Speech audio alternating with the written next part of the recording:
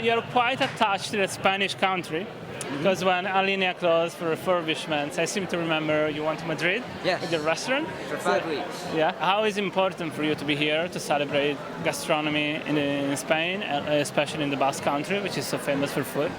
So I've been coming to Spain and the Basque Country every year, sometimes twice a year, since 2000.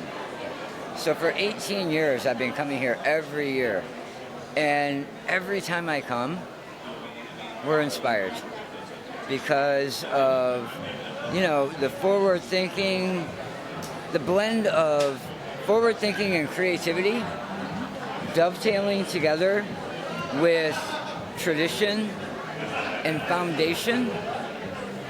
It's a perfect blend and balance of, progressive, creative individuals, Andoni, the Adrias, Arsac, the Roca, on and on and on and on, right? Everybody here. But yet you can go out into San Sebastian and go to the old part of town and have pinchos that are incredible. So both inspire. And that's why I come every year. It's just incredible.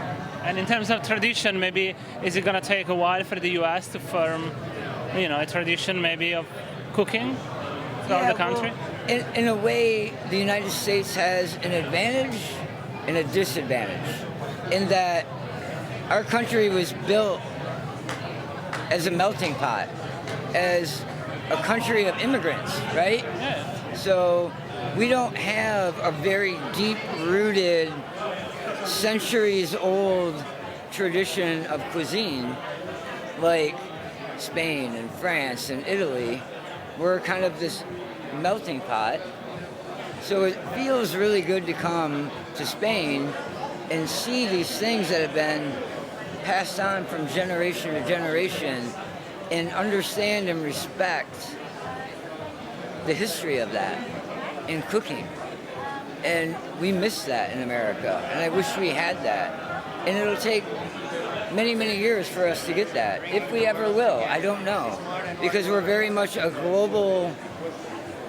globally influenced cuisine, So that's why we love coming here, because we can feel that energy, we can feel that pride of what do you take away from this? Gastronomy. What do you take away from this? Well, partly that, the respect of tradition, the embracing of thinking to the future, taking risk. You think about outside of the culinary world, you think of Spanish painters and architects, and there's always that risk that you really, really need to embrace if you're to be original and creative and think beyond what is currently happening. And I feel in Spain, that's part of the makeup of this culture, is taking risks.